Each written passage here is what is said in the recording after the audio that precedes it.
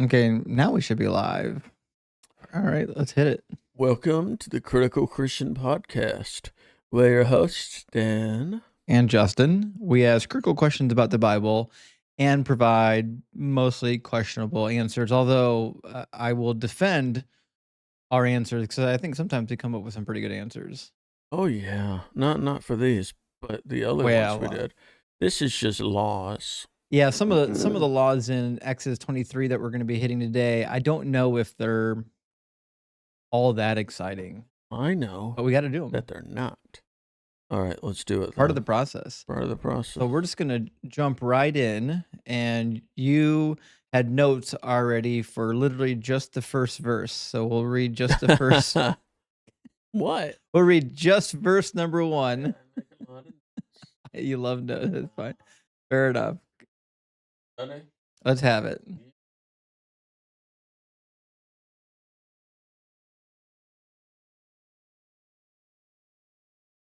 Sounds fair enough. Yeah, it makes sense. I mean, I think.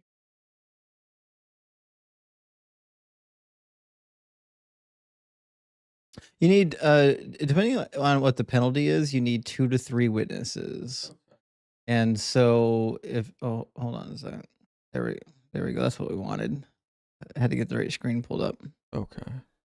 Helps if you select the right stuff. So according to Deuteronomy, if you're going to put someone to death, you need 2 to 3 witnesses. And that is going to also force the witnesses who claim that they saw the thing. It's going to force them into throwing the first stone as well. So I think we find that initially probably in Deuteronomy 17, I believe. Well, I mean, it makes sense since they had, like, no or little knowledge of actual detective work, I presume. So you could really screw someone over just by bearing false witness. That is true. And so the witness was actually a vital component in ancient legal systems. And if you didn't fully trust a witness, it was partially okay because the witnesses would swear on the name of their God an oath. Yeah. And so it was partially trusting the witnesses and partially trusting that your God or their God is going to hold them accountable if they lie. Yeah, I actually bring that up because back then, of course, everybody believed in God or the gods or whatever. So you probably felt you could trust the witnesses since if they lied, their God would smite them. That's the idea, yeah. Of course, if you realized back then that the gods didn't really exist, you could get away with a lot just by pretending to be afraid of their wrath. Yeah, right? And remember, we know that there were atheists back then. The Bible says that only, a fool says in his heart that there is no God. So, like, there were clearly, obviously, people back then that said that there was no God. Mm. So imagine for a second you're living in the Bronze Age when these laws were theoretically given. And like everyone's like, oh no, don't tell a lie. God's gonna get you. And we're like, yeah. Okay. Let's find out. I don't care. How many lies do you think they get away with? Reminds me of that movie, The Invention of Lying. I've never seen that one. Oh, well, lying didn't exist. And then one guy tried it. And so he was telling lies to everybody, but since they didn't know lies existed, they just believed everything he said. Well, that's wild. One of them was, you have to sleep with me or the world will end. And the woman's like, okay. I mean, imagine what would happen in a world in which you could tell a lie and always get away with it. Do you think anybody would ever live a virtuous life and try not to lie? I'm not really sure because you can get a lot done when you lie. You really can. I mean, it takes you all the way up to the presidency, really. I mean, even higher than that, maybe. Whatever is higher than the presidency, I don't know. CIA director? I assume the president would have to be higher than that. Well, theoretically, but even... So, for example, it was the CIA that kind of pushed Bush into war using false information.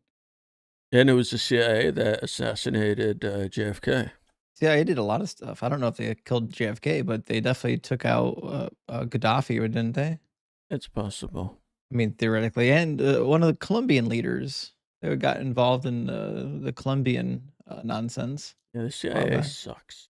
They've been known to topple governments, Yeah, yeah, they shouldn't exist. and manipulate presidents. Yeah, they're not. They're not good people. But that is their job. Their job is to like lie. Isn't that interesting? Because like Yeah. it brings up a very interesting question, which is: is there like a good? Is there a scenario in which you should lie? Oh, we already know there is. I think we agree. In the Bible, there are good scenarios. Well, yeah, there are even occasions where God sends a lying spirit to put false prophecy on people's mouths. Uh, no. When people lie in the Bible, sometimes God rewards them. Sure. Right. So you can't blanketly say that lying is wrong. Although, trying to think up to this point, who's really lied? Well, the ones that said the Israelites were giving birth too fast. Oh, that's a very good point. Yeah, the midwives says the Hebrew women are not like our women. They're vigorous and they give birth before we can get there. Yeah, and you know what God did? God blessed them. Still killed their firstborn. No, but God blessed the midwives. Did he? Yeah, it said it like gave them families and stuff. Was that in there? Yeah. I don't remember that part. Well, you can look it up. I trust you. All right. So, anyways, the long and short of it is, I think there are occasions in which lying is good, and the classic example everyone uses is, if Anne Frank was hiding, in your attic in Yeah. middle of World War II, should you lie to protect her?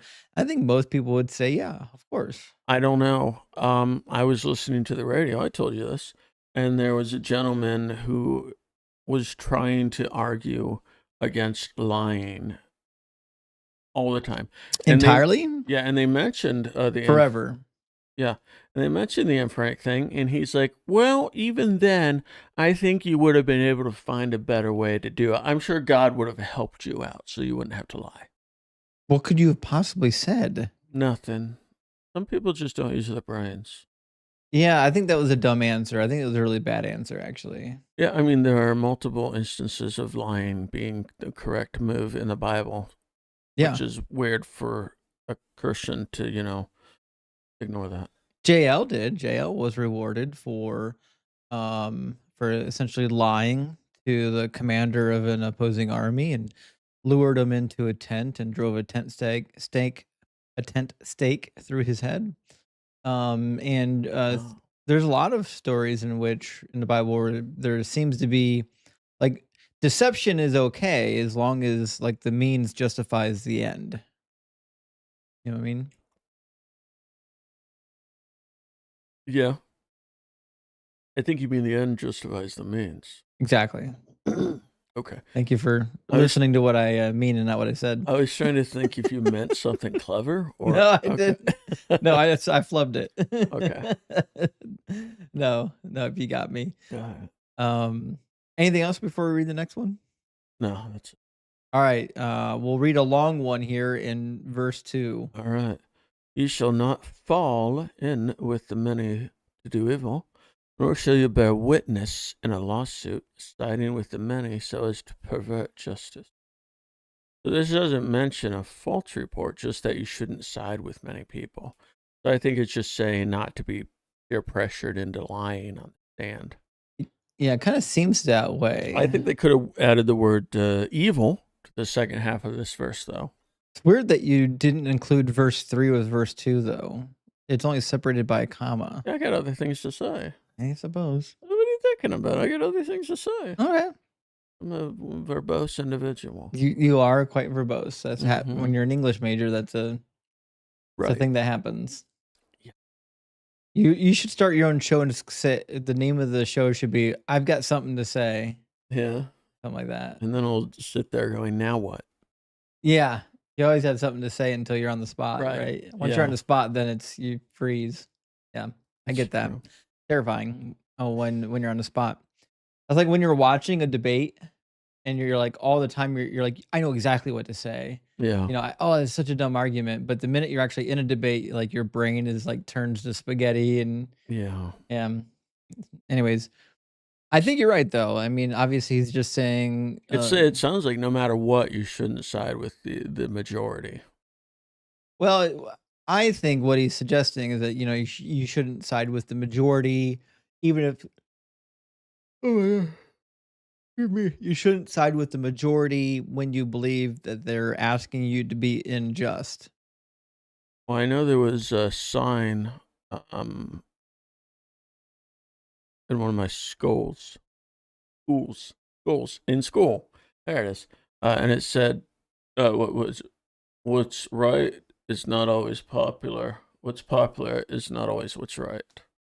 I always thought about that, Hmm. and that reminds me of this, where they're basically saying, just because everybody else is doing it, if you believe it's wrong, don't group yourself in with them. Of course, that's hard to do, you know. Yeah. Well, it's true of everything, not just of like moral behavior. Like even in like formal debates, it's basically a logical fallacy when your argument is based on, well, a lot of people claim something is true. There's an argument ad populum. Just because a lot of people believe it doesn't mean it's actually true. It is true that sometimes people in larger numbers can add support to a theory or a hypothesis, but at the same time, you have to be weary because big groups can be completely wrong. My favorite example is Warren Buffett, my favorite advice ever on investing. He said once, when everybody's buying, you should be selling. When everyone's selling, you should be buying. Mm-hmm. And there's a little bit of psychology there, which is like when the market is hot, everyone wants to buy, and because people are buying, at some point it becomes frivolous because they're only buying because it's going up. They're not Mm-hmm. actually buying because the underlying asset is that valuable. Mm-hmm. And then eventually the price collapse happens. And I think we get the same thing in society, like even in legal cases, like what we're talking here in Exodus, referring to bearing false witnesses and don't be lulled or don't be lured into bearing false witness, even if a lot of people want you to, Mm-hmm. because people get carried away in these cases. Think about some of the popular cases in history where it seems like the judgment was more or less about popular opinion and less about the facts of the case. I'm looking at you, OJ Simpson. Oh. Yeah. You know what I mean? Like, and I agree. At that time period, we had a lot of false convictions, a lot of frivolous convictions of African Americans, and so, rightly so, the public was outraged that yet again we might have another case Mm. of somebody who's going to be unlawfully convicted of a crime. Unfortunately, this happened to actually, he actually happened to do it, and Yeah, it put a wrench in it. unfortunately, it seems like the facts of the case actually pointed towards him doing it, but Yeah. because of there was such high moral outrage at the time because of all the prior cases where they were unjustly convicted, Right. it made that pressure made it difficult to come down with a hard verdict, lest there might be really negative repercussions in the we'll say the public sphere. Right. Yeah. Yeah. Yep. That public sphere. I think everyone likes to think. And Sam Shepard, of course. Oh, definitely Sam Hey, Shepard. don't read that. That was mine. Oh, you were taking Chet's comment and pretending it was yours? I That's was bearing false witness, Dan. I was trying, but We then literally just talked about this. You're not supposed to do that. oh, I guess I need to read it again. It's all right. Should we read verse 3? Sure. Let's do it. This is the longest one yet. Nor shall you be partial to a poor man in his lawsuit. I would have thought they would have to be encouraged to be partial toward the rich. But nope, this is literally saying that simply because someone is poor doesn't mean they're innocent or correct. Yeah. So it's a verse basically saying, make sure we don't treat rich people poorly simply because they're terrible people. That's not quite how I read it. I was reading saying that you should not be partial to the poor, meaning if you have a case between a poor and a non-poor person, you shouldn't give preference to the poor person out of mercy just because they're poor. You still have to judge the case fairly, which is actually kind of weird I thought they were because, saying against the poor, because they're poor and therefore clearly they have sinned against God. well, mine says, nor shall you be partial to the poor. I didn't read your translation. Oh, Yours says, nor shall you be partial to a poor man in his lawsuit. Yeah. To, being partial towards somebody means that you're giving them the benefit of the doubt. I'm reading. Hmm. Yeah, I don't know. Sorry. Yeah. I mean, I think it's an Supposed to I interesting misread it. law. I'm a little bit surprised though, because in some parts of the Hebrew Bible, it seems to suggest that you should have extra mercy towards the poor people. Mm. That's one of the reasons, like you and I talked already a number of times about why they don't let you lend with interest to the poor man. And if you take somebody's cloak in pledge, as we just read, Yeah, right. return it Give before it back. nightfall because it might be their only means of keeping warm. Yeah. We also read, do not withhold the wages of a laborer overnight, pay them, in the very day. And so there's lots of laws, you don't go for a second pass over your grain when you harvest it. Whatever's left after the first pass is for the poor and the foreigner and whatnot. In the seventh year, you won't plant or reap any crops. It'll be left for the poor and the foreigner and whatnot. So Yeah. it's interesting that the Bible, like God, does seem to be very concerned about the poor. Mhm. It's just in this one instance, he seems to be saying, no, justice is justice. Even if you're poor, you don't get a special exception. Yeah, I thought it was saying justice is justice even if you're rich.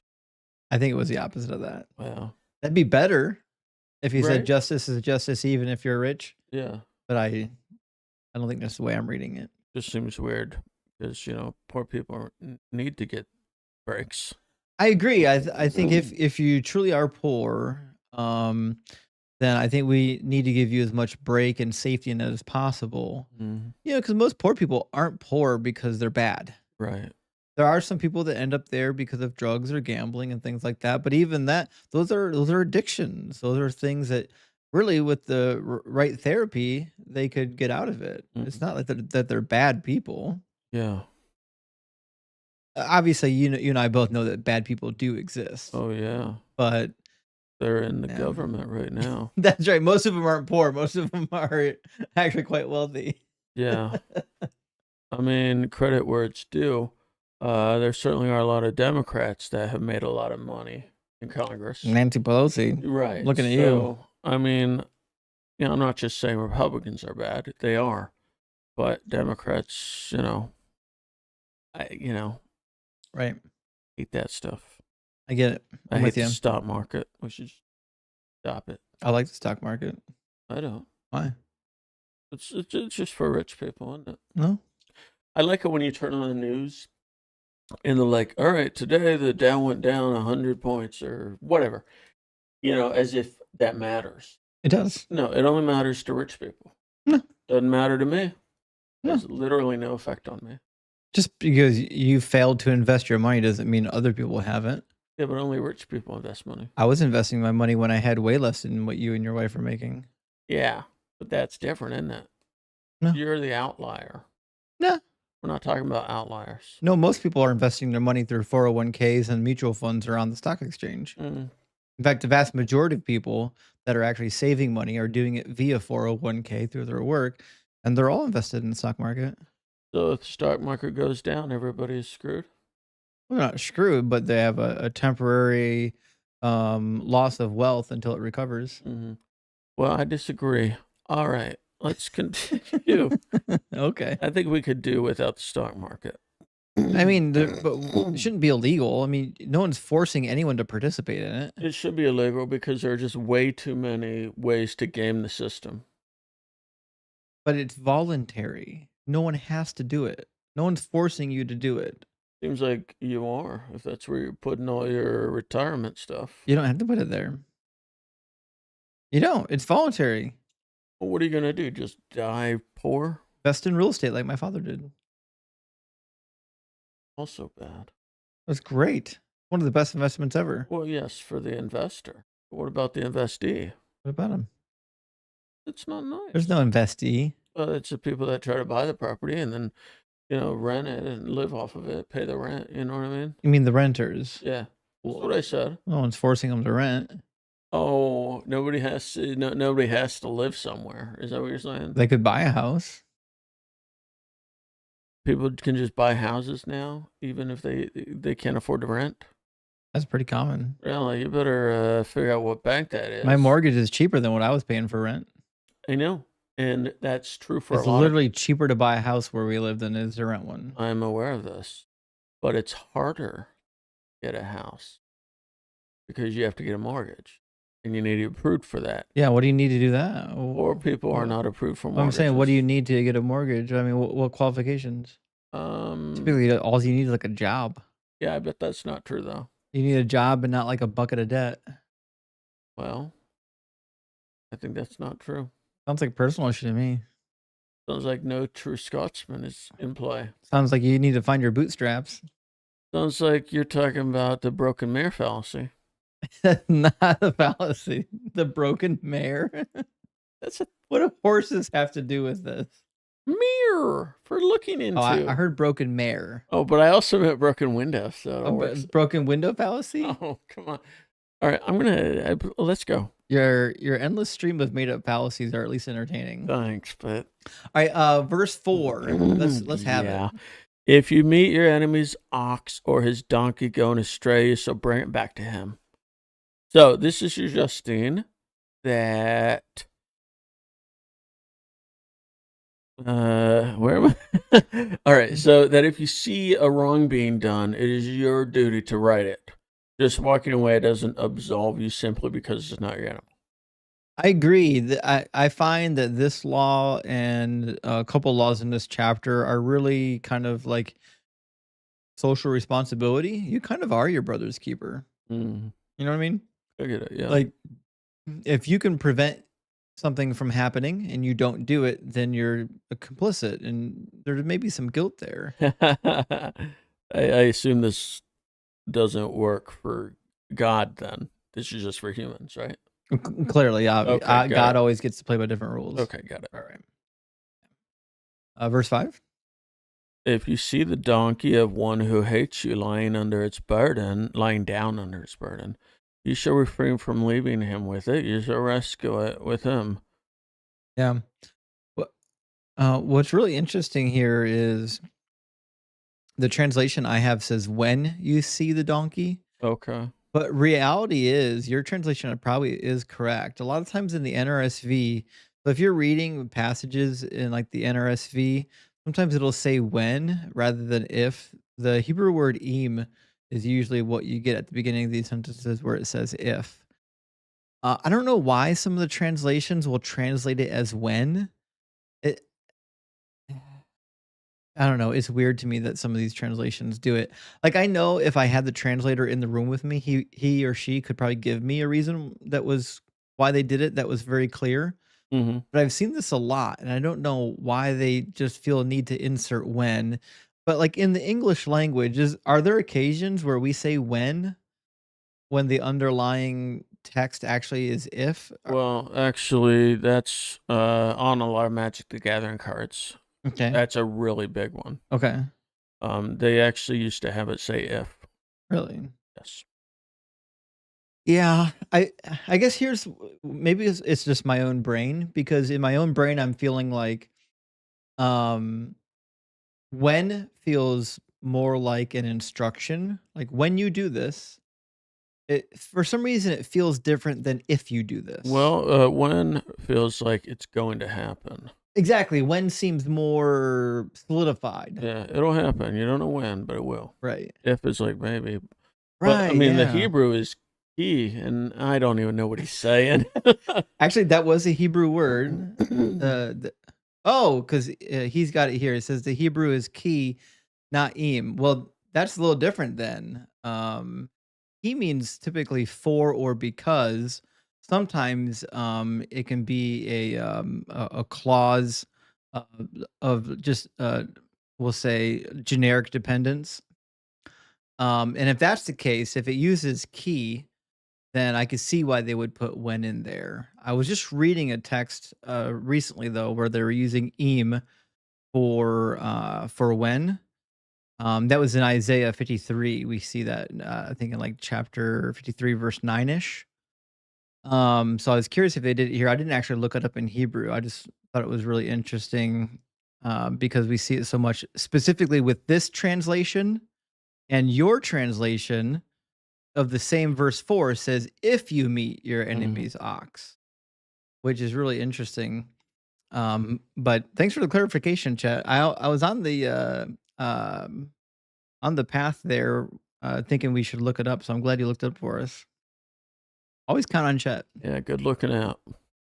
So all that aside, you kind of are your brother's keeper, right? Yeah, social contract wise. Yeah, it seems that way. Yeah. Which is, I mean, it's good that they made it a law, social contract law. Because nowadays, if you don't, people are like, well, wasn't your responsibility. That's a fair point. There's a certain amount of Christians that cross over into what's the word I'm looking for? Libertarianism, where they just think, leave me alone, I'll leave you alone. I don't want to be responsible for anybody in this community. I just wanted to be an island, and I don't want to pay taxes, all this stuff. Mm, But it's not really a biblical position. A biblical position is that you actually are responsible for the social welfare of the people around you. You're not an island. You're part of God's people group. right. You know what I mean? Don't, yeah, but American Christians are more of the F you, I got mine kind of Christian, you know? I think you're right. Yeah, Yeah. that's just not a biblical position, though. Well, as I've said before, the only reason to become a Republican is, out of self-interest. Perhaps. Yeah. And that's a Christian nationalist is the same thing. Well, I think it depends on who you ask. Like I have family members that are very nice individuals, very loving individuals that are Republican. Well, we need to tell them not to be. That's not how that works. We should just de-brainwash them. Not how that works either. I mean, No prophet is honored among his hometown. You think you're gonna convert your family to your political viewpoint? You're insane. I know that. Yeah. Well, Let's grab the next verse. We on verse 6 now? yep. Okay, okay. You shall not pervert the justice due to your poor in his lawsuit. Very similar to what we just read. Yeah. Keep far from a false charge, and do not kill the innocent and righteous, for I will not acquit the wicked. God will not acquit the wicked. Right. So I assume he's talking more about like heaven or whatever, since this clearly doesn't work out in real life. Well, that's the thing is because it doesn't work out in real life, Mm-hmm. it kind of forces you to assume that it has to be fulfilled in the afterlife. And this is actually one of the things that pushed the ancient Jewish um, mind into this idea of an afterlife Mm-hmm. is this idea of, well, God said there would be justice.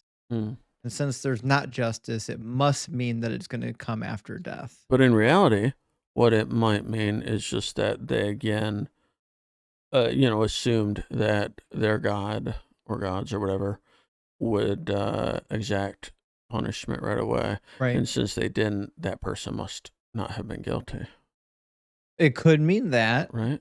It could mean that. And I think it could mean your first suggestion. I think it could mean that it's intending to be even after death. Because we know that, you know, um, in almost all periods of ancient Israelite history, they had some idea of a death, like an afterlife after death. That's not true. That's not what you said.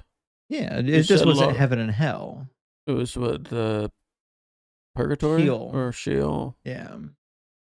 So yeah, I don't know because you hear Sheol and it sounds bad, right? Well, it doesn't sound good, but Yeah, didn't but sound bad either. it shouldn't be good if they're talking about getting justice after death, right? Well, see, that's Is kind there of justice in Sheol? that's kind of the thing is, there doesn't seem to be justice being served in Sheol. So, if it's suggesting that there's some sort of justice after death, I don't know what it would be. Mm, But we do know that the concept of Sheol changed over time. So, it did take on a Greek flavor during the Greco-Roman period, and we even see that in the Dead Sea Scrolls. If you read through the Dead Sea Scrolls, I probably got a copy here with me. I should have brought it up. But in the Dead Sea Scrolls, it's really interesting because there's quite a few texts that talk about how finally, God is going to be punishing all of the wicked, and even bringing them up from Sheol for judgment. So there's a possible idea that Sheol is not actually where you receive your punishment. mm, Possible that you're in Sheol with everybody, and then even after that like temporary period, then you get judged and you finally get you know the rewards or punishment for your deeds, mhm. which kind of does match the biblical model, the New Testament model. Yeah, it just feels like when I was reading this, it really was. I mean, the way it's worded, for I will not acquit the wicked. So it's like God is speaking, Mhm, It just mhm. really feels like earlier on when, you know, they just assumed that God would smite them and therefore justice would be served. And if it wasn't, they were innocent. Well, we have stories about that in the Bible where people that are behaving wickedly get smitten. Mhm. So you can see why they would have that expectation because, like, even Er and Onan were Yeah, but smitten of by God. course, those were only just stories to them, right? Sure, I sure, mean, sure, sure. so I'm not sure. I don't know. Yeah, I agree with you. I I agree with mean, I you. know they're hearing those stories, so it would make sense for them to, assume that if they didn't get smoted, Right. because apparently God is actively doing that. Sure, if God is actively smiting the wicked, then, Right. you know, So, yeah. so I'm just not sure this is really a verse proving heaven. I just threw that out there. Right, right. Fair enough. Fair enough. Yeah. Um, did we read verse 7 connected with that? You did actually. You read 6 and 7. There we go. Yeah. Hmm. Let's grab verse 8. And you shall take no bribe, for a bribe blinds the clear sighted and subverts the cause of those who are in the right. Mm. You shall not oppress a sojourner. You know the heart of a sojourner, for you were sojourners in the land of Egypt. Mhm. Mhm. Yeah, we already talked about this last time about how that's not what I thought it meant, so there's not really much to say. Uh-uh. Yeah, it's interesting here because like there's so much to say in the legal code about treating the foreigners well. That is a little baffling to me that modern Christians in America at least aren't really aware that these passages exist. Because like if they really took the Bible seriously, you would expect that their treatment of foreigners would be much better. Yeah, but that's not what you said. Was these were not like illegal immigrants or what have you? That's true. They're not illegal immigrants, They're but something else. yeah, they're resident aliens. But even resident aliens here in the US don't get treated well. What's a resident? As And someone like, who's legally here but is not yet a citizen. hmm. Somebody living here, but their citizenship is in a different country. Yeah, I mean, now they're trying to get people out of here who legally have a constitutional right to be here. Right. So, no, Christians don't seem to care about many people other than themselves. Right. And if your skin color is not white and you're here in America, it's only a matter of time before someone says go back to your own country. Yeah. Like a lot of people just assume that this is a white person country. Uh huh. You know what I mean? Yeah. Pretty crazy. Yeah. I mean, I'd love it if Elon went back to Africa. No one ever tells Elon to go back to his country because he's Yeah. white. Yeah. Yeah, we can live without him. That's for sure. That's for sure. It's funny that they have to add an explanation for not taking a bribe. Isn't that wild? Because like he says, you shall not take a bribe. 99.9% of the people should read that and be like, oh yeah, of course not. It's weird that on this one instance they felt the need to actually give an explanation for why, for why that's the case. Yeah. I think it's just kind of inherently known, right? Because it's wrong. Don't take a bribe because it's wrong. Right. Wait, why is it wrong? You know? Sure. Oh, it blinds the clear side. Oh, I never thought of that. Yeah, I'm glad somebody told me. Let's do verse 9. Oh, we just read verse 9. I apologize. 10 and 11. We're going too quickly, man. Not even we're like a third, almost a third through it. That's what I just said. You want to be here for 4 hours? We'll just do the next chapter too. I don't know if that's going to happen. I don't think so. It's a short one. We'll see what happens. All right. You'll pray on it. Go ahead. Say It's going to be a no. You don't know that. You haven't even prayed. I'll tap a rock. If water comes out, we'll finish the next chapter. How about you do something more fair and use those there's lots. Yeah, some lots. I don't have any lots. We could cast some lots though. Okay. I'll get some lots. We'll cast lots next time. I think you can just use dice at this point. Dice probably is good enough, actually. Just be like, all right, I'm gonna roll this die. I'll tell you what. Just get like 6 dice, and be like, if maybe 4 of them are even, we'll do the next chapter. Maybe, or you could use a deck of cards and like draw from the top and be like, if the first one is red, then we'll, You want to do that? No.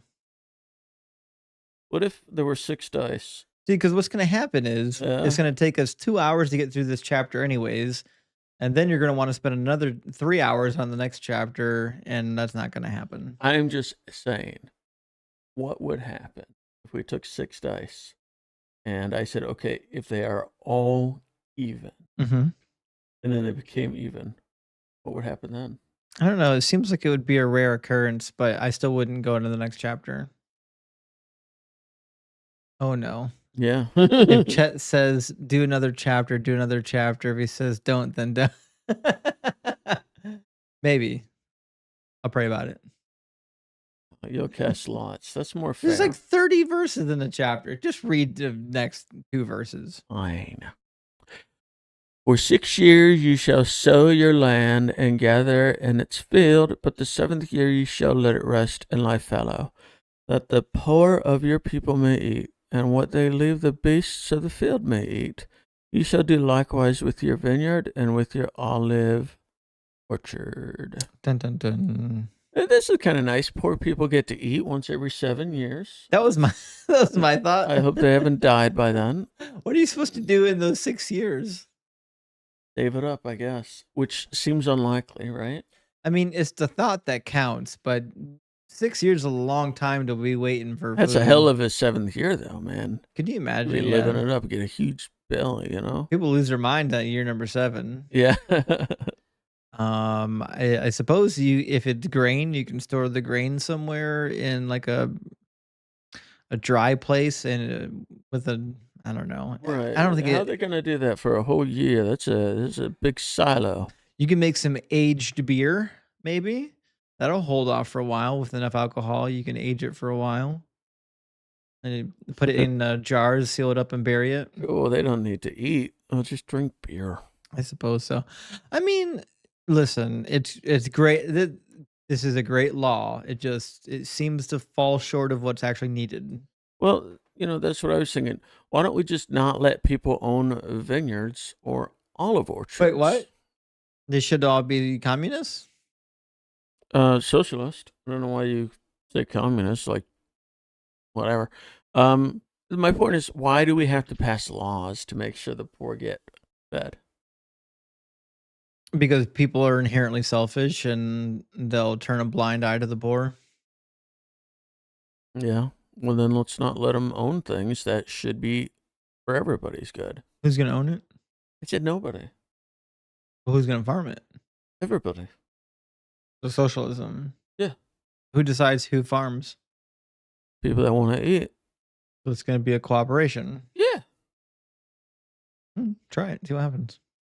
It works sometimes. Every time I've ever seen it happen, it was just like in a weird hippie cult. So I've never seen it happen like in a large scale. Yeah, but I mean, it does work. I'm sure it does. In a hippie cult, that still counts as working. I'm sure it does. I'm just saying. Although Chet brings up a good point. It does specify that the animals get leftovers. Yeah. So nothing goes to waste here. Right. So even the animals get to eat once every 7 years. Could you imagine if you waited all 6 years and you're like starving half to death and some jackass eats your grain? Like, get the donkey out of here. I've been waiting for this for 6 years. Right. Ridiculous. I'd be upset. Yeah. I might eat a donkey at that point. Yeah, I think so.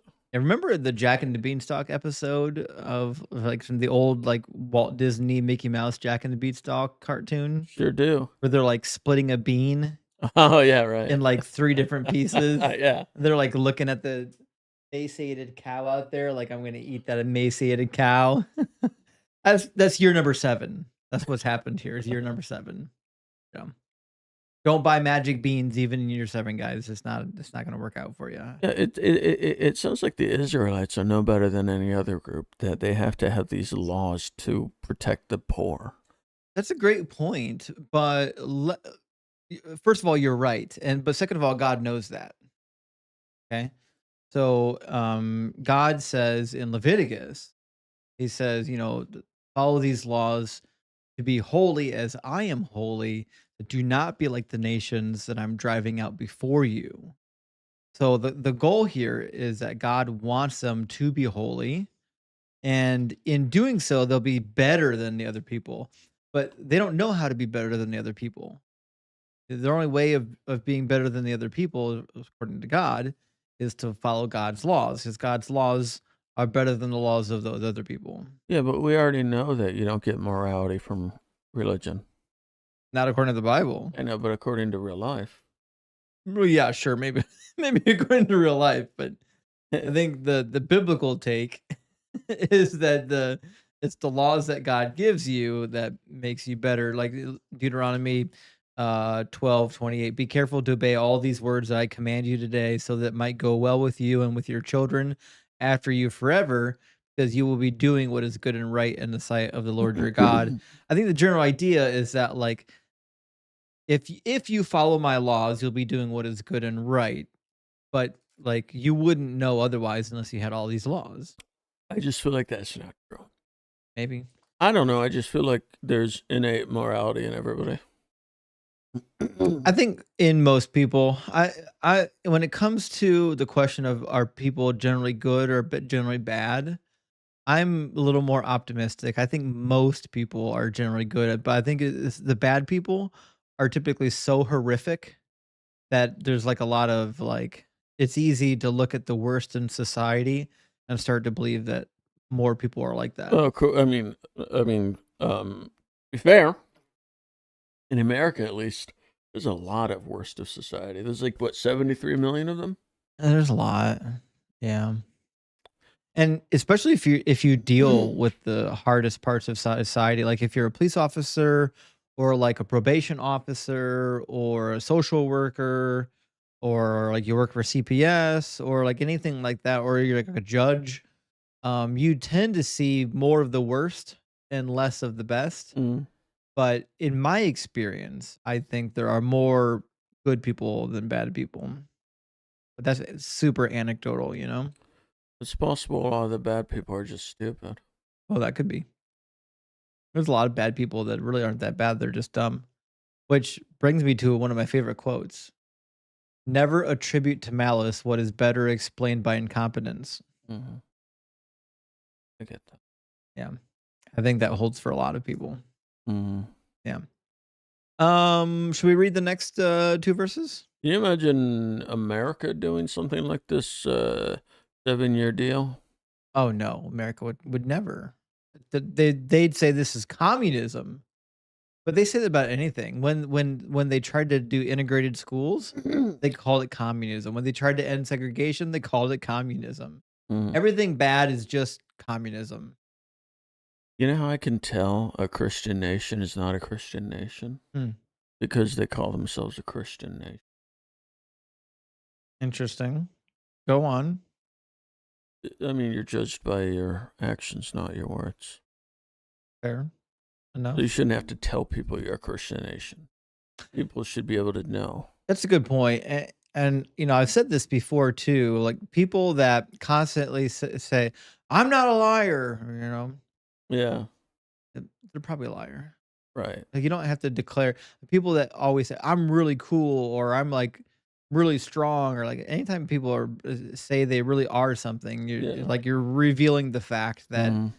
they're really just like compensating for something. Yeah. Like pastors that preach every Sunday on homosexuality. Uh-huh. Yeah. Like you 1,000,000% know they're like spending their weekends in the bathhouse. It's Uh-huh. just that's 100% the case. Yeah.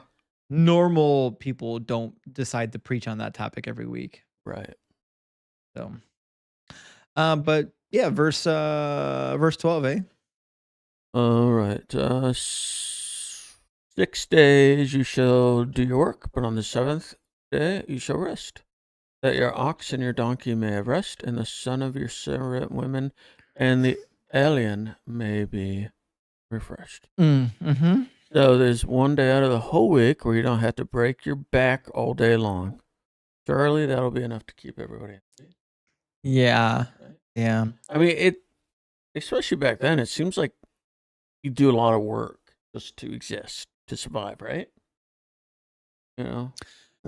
There's something in this verse that I'm surprised you didn't mention Oh, I yet. did.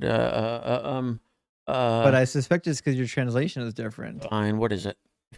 So in your verse 12, it says, 6 days you shall do work, but on the seventh day you shall rest, that your ox, your donkey may have rest, and the son of your servant woman and the alien may be refreshed. Now, this is really interesting because my translation actually doesn't say it as literally as yours. I've looked this up before. Your translation got it correct. It does say the son of your servant woman. Okay.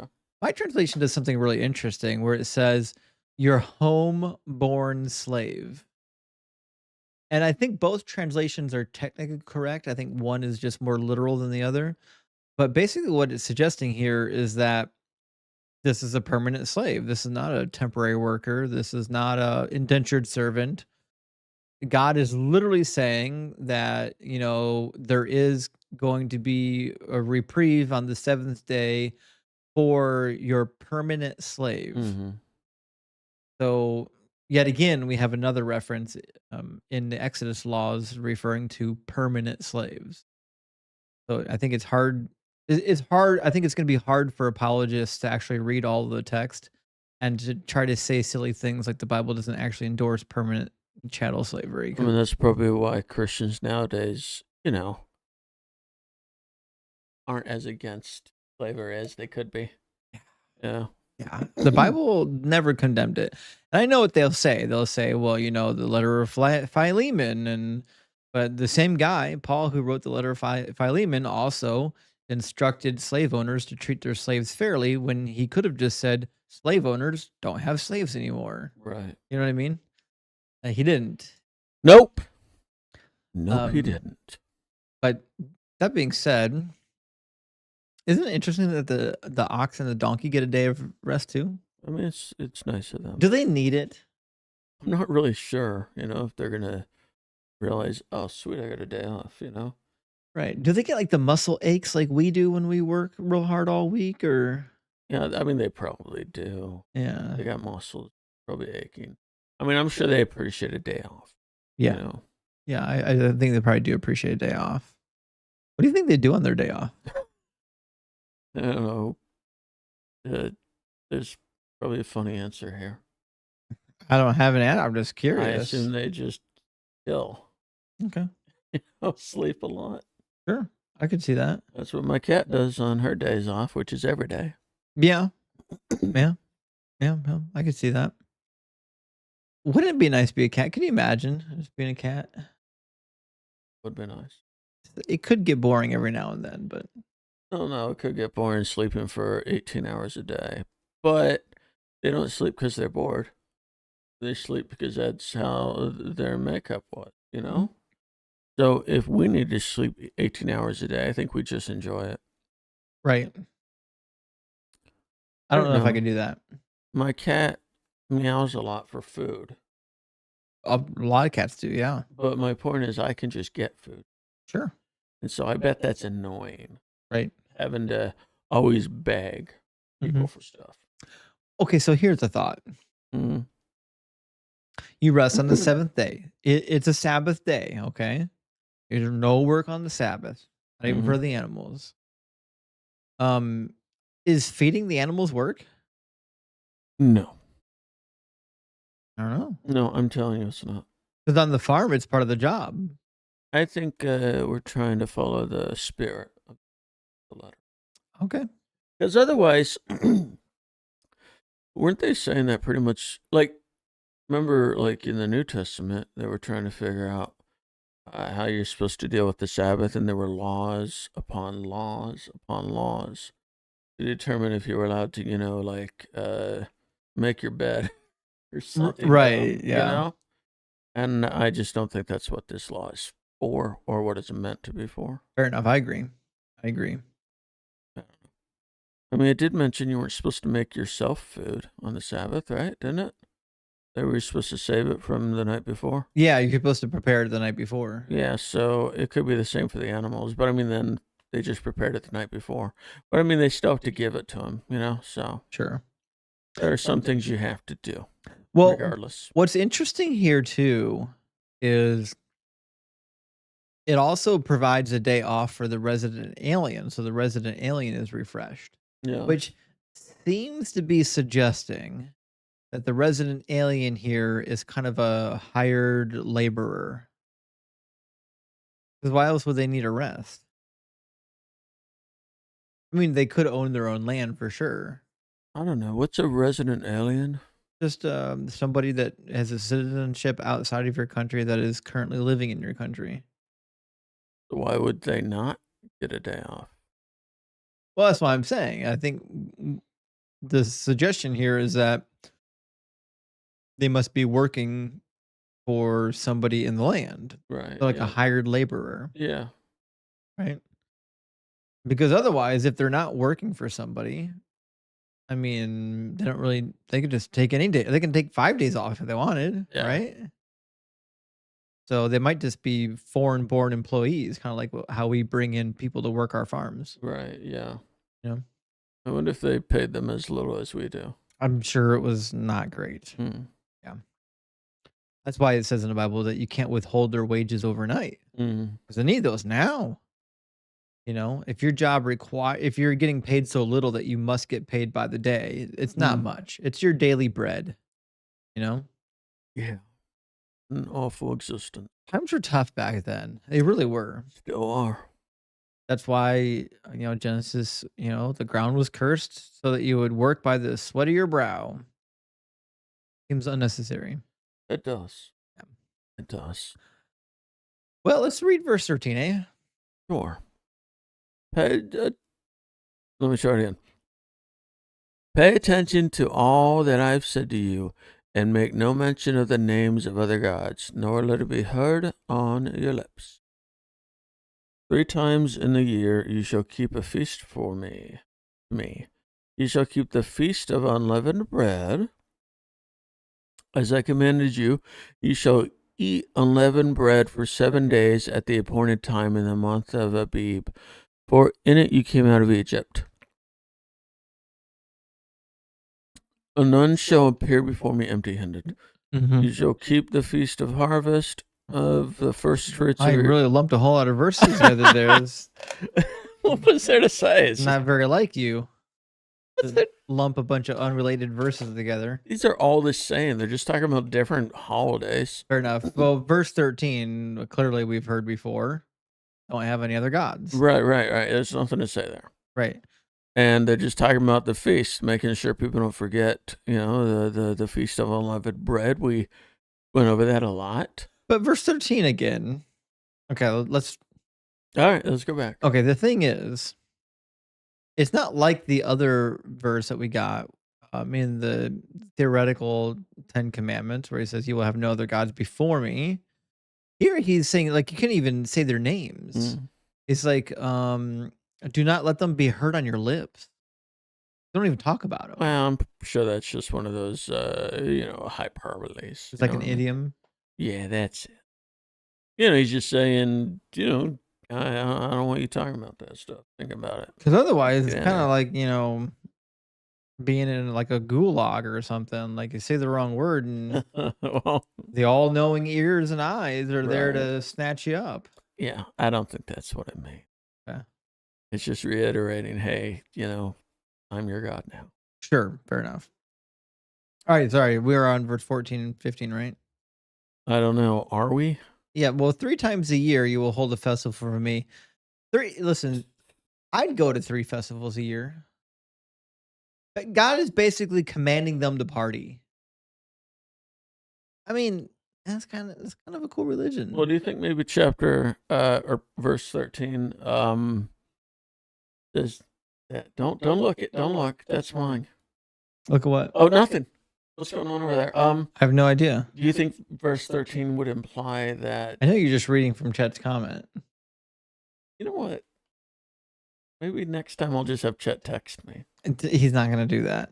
You don't know that. I'm just saying. Chet, would you just text me next I mean, time? it seems unlikely. Well, let's see what he says. I don't think he's going to text you. Oh, he's going to respond. Oh, well. Anyhow, so could verse 13 imply? Oh, he's a nice guy. See that? He's a nice guy. He is actually. He really is. So on verse 13, what's the suggestion here? He's saying it could imply that the Israelites should be saying the name of their God. Interesting. You mean, yeah. So that's a fair point, because the Jewish people over the course of time have definitely been of the opinion that, like, you need to be so cautious of the name of Yahweh that, like, even in our text, we don't always want you to pronounce the name of Yahweh. We're going to put different vowel pointers in there. But if verse 13, it says, "Pay attention that all that I've said to you, make no mention of the names of other gods, nor let it be heard on your lips."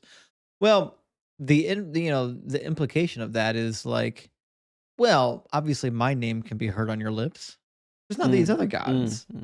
I think that's a fair point to make, Chet, because like, I've always felt like this idea that we had to like protect the name of God. Yeah. Like if we utter it wrong, God's going to be so mad he's going to smite us. It's kind of a nonsensical thing. Doesn't he have like 15 different names anyhow? Well, I mean, they're like titles, really. Whatever. But I understand what you're saying. Yeah. Do you? I get you. Yeah. I mean, I understand you gotta speak of him reverently and all that. Mm-hmm. But I think you should be able to speak of him. I agree. I think you should be able to speak about your God without getting smitten. Right. How are you going to sing songs or, parables about your God? Like, I guess you say G-D. I know that's the craziest thing to me, that people do that, because it's not even the name. Right. Yeah. It's the craziest thing. People are wild. If somebody like was like going around writing my name like J hyphen, TIN, I'd be, what are you doing? Right. I'm protecting your name. You're an idiot. Right. As if my name needs to be protected. The mightiest entity in the universe needs to be protected against mispronunciation. Like he's the strongest entity in existence, but he needs you to protect his feelings. It's a weird thing. It is. It's a weird thing. All right, what were well, I saying? I mean, he's already said he's a jealous God, right? True, he is a jealous God. Yeah. And remember, absolutely under no circumstances shall there be leaven during the Feast of Unleavened Bread. All right, we're never going to talk about that again. You have too much fun with that. There's so much leaven hate. Yes. Just all right. All right. Well, we'll not. So you were saying you want to have 3 feasts a year. I think that's what you Listen, said. I'm down for God mandated parties. That's all I'm saying. I mean, we already got basically Thanksgiving, Christmas, Mm-hmm. 4th of July. Mm-hmm. That's like 5 right there. Mm-hmm. Mm-hmm. So we're not doing that bad. Yeah. So the parties are listed in verse 6. It seems right. 16. I mean, the festival of harvest, uh, of the first fruits of your labor, easy enough. And then the festival of ingathering. There we go. At the end of the year, when you gather from the field the fruit of your So labor. that would be like Christmas. I mean, for us, yeah. I guess it wouldn't be Christmas for them yet, huh? Right. It would Here's be where it gets weird, though. Godmas or something. You can call it that. Verse 17 says, 3 times in the year, all your males shall appear before the Lord. Yeah. So this is about pilgrimaging to like some central place of worship to worship together. Yeah, it clearly seems to be the task of like the man of the house to appear before the Lord. And we can't actually, like, there are a lot of these laws that we can follow now, but you can't follow that one because we don't have the right temple, right? Well, So, right. This particular law you wouldn't really be able to follow in the sense that it was written. But a lot of the Israelites followed this law before the temple was built okay. by going to, we'll say, local shrines, like there's a very popular one in Shiloh. But weren't they just talking about a specific one? Well, not yet. Not yet. God didn't give instructions yet saying that, when you build the temple, or in the book, he calls it the place where my name shall reside, then you will do X, Y, and Z. We will get some passages eventually where God is talking about specifically about these are the things that you're going to do when the temple is built. But for now, he's just saying that, all of the males must appear before me, but this theoretically could have been at multiple different locations. Why is this a thing? What? I mean, how far apart were these people? I mean, they're still just a big group of people in the wilderness, right? Yeah. Right or no? Right now, yeah. Right now, they're wandering in the desert. Like 2.5 million, yeah. Okay. So it just seems weird that they'd all still need to get together every 3 years. I mean, they're pretty closely packed, right? So we talked about this either last week or the week before. We keep seeing these laws Mm-hmm. that presuppose they're already living in the land, Mm-hmm. right? They wouldn't actually work if the laws were given to people living in the desert, Right. in a large mass. Yeah. But that being said, like, for example, this could still apply because we could assume that this is talking about 3 times a year. The men of your household will appear before me at the tabernacle. Well, fair enough. There is a tabernacle that's about to be built. So it's not completely, echoing a later date, but I do think this is echoing a date in which they have already been settled. Personally, Mm-hmm. that's just my opinion. Mm-hmm. Uh, A lot of these laws feel like, they're more when they've set up their civilization and all that stuff. I agree. Instead of just wandering in the desert trying to find water without getting God too upset with them. Isn't it interesting that we don't really find a spot in Exodus where God is like, while you're here in the desert, follow these laws. And then another section where he's like, when you cross over the promised land, follow these laws. You think that if this was really historical and well thought out, God would have been like, okay, we need some provisionary laws now and then more permanent ones later. Mm-hmm. The same. Should we read verse 18? You shall not offer the blood of my sacrifice with anything leavened, or let the fat of my feast remain until the morning. As always, no leaven, no leaven. Did you know that leaven or yeast was symbolic of sin or corruption? What are you laughing at? Go on. I'd also like to know why any translation at all can't just say yeast instead of leaven, which no one has ever called for thousands of years. Mm-hmm. Oh, you want more? This also suggests that the fat is the best part of a sacrifice and not to waste it by putting it in the fridge and eating it the next morning instead.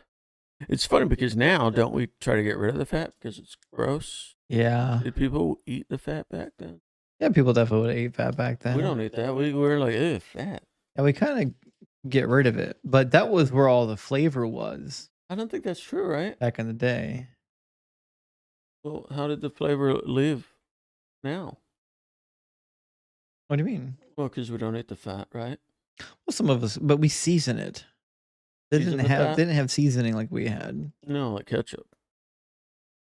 Yeah, what? No, ketchup's not a seasoning. It's a dish. It's a condiment for children Is that right? under the age of 7, or possibly you can put it on like a hot dog, which isn't real food. Or if you're eating a steak. Yeah. I would never do that. I mean, you might as well just be mispronouncing the name of God on purpose at that point. Is that right? Putting ketchup on the I steak. didn't know he felt that strongly about eating his. It's so bad. Okay. Ketchup on steak. It should never happen. I would kick you out of my restaurant if you did that. I'm just saying. If you and I were at a restaurant together eating steak, what would you do? I'd have to find a new table. Yes. Okay. All right. We did do that, remember? You did put ketchup on a steak once in my presence. You weren't happy about it. I didn't kick you out of my house, though. No, but that table was shaking. I thought about it. Yeah. Right. Anyways, listen, God doesn't. Whatever you do, don't mix that blood with yeast. Yeast cannot touch my blood. But it's interesting here, the fat. The fat is kind of is a thing that God wants. But so why do you gotta let the fat remain till morning? You gotta eat that stuff. Well, my understanding is the fat it goes bad. Okay. Like if you cut a bunch of fat off of something, you just let it sit till morning, it starts to dry out and get weird. Okay. You know what I mean? But I don't know. God's not chewing on it. He's not eating it. You're just turning it into chewing smoke. the fat. Yeah. He's not. I mean, we're chewing the fat. Yeah. God is not chewing the fat. You know what? I guess I just thought fat would be used to make like Crisco and stuff like that. Right. Well, I had a second thought on this, by the way, which was that this is supposed to be about the Passover. Okay. And remember, in the Passover, nothing is to be left to the next morning. Well, yeah, that's true. Right. Mm-hmm. And I think that's probably what's actually being said here. This is being tied to the Passover instructions. All right. You're going to tell me why you laughed when I said it was symbolic of sin or corruption? Yeah. Because it's not in the Bible. Okay. It sounds like something Chat GPT said. Are you telling me it's wrong? I'm telling you it's silly. Jesus warns about the sin of the Pharisees being like yeast. But that's not to say that other mentions of yeast in the Bible are a reference to sin. Makes sense, though. Why God would be so against leaven? I don't think Is so he at so all. against sin? I don't think so.